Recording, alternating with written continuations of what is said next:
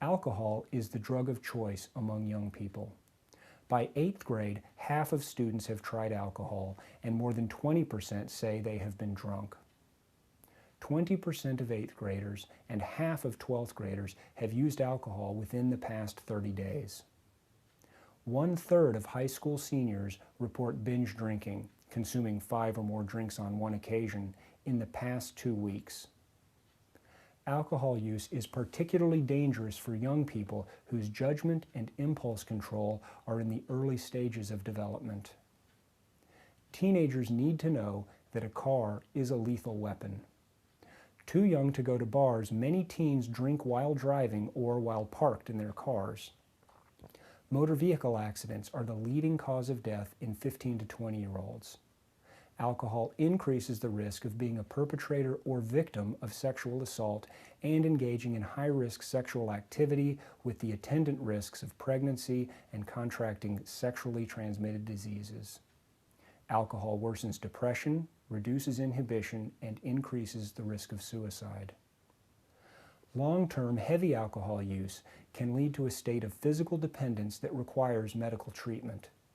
Suppression of the brain's natural inhibitory mechanisms by alcohol markedly increases the person's vulnerability to seizures, even death, if alcohol is suddenly stopped.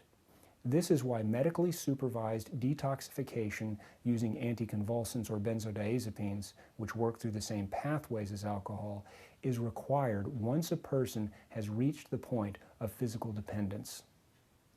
The most reliable predictor of an adolescent's drinking behavior is the behavior of his or her friends, which underscores the importance of knowing your child's friends and those friends' parents. You do not need to be best friends with the other parents, but you should have established lines of communication.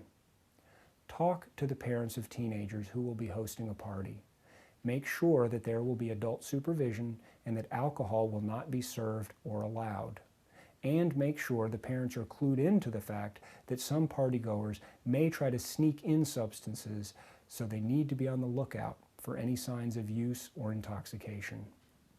Hold your child to a reasonable curfew and check in with them when they arrive home. Teenagers also need to know whether there is a history of alcohol-related problems in their family. Too many parents consider underage drinking as normal and even support the use of alcohol by teenagers in their homes. I'd rather they drink here where it's safe. This is a cop-out on the part of parents. Parents need to be clear that any drinking or drug use is unacceptable.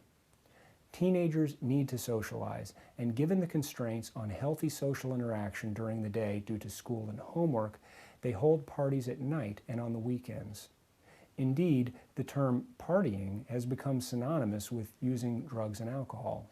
A recent survey provides sobering data about the prevalence of substance use at teen parties and the alarmingly lax attitudes of many adults toward underage drinking. 1/3 of teenagers report attending parties where teens used alcohol, marijuana, cocaine, ecstasy, or prescription drugs while a parent was present. When parents are not present at parties, the likelihood that alcohol is available is 16 times higher, that an illegal drug is available is 15 times higher, and that marijuana is available is 29 times higher than when parents are present. 99% of parents say they would never serve alcohol at their teenagers' parties, but 28% of teen partygoers have been to parties where parents were present and teens were drinking.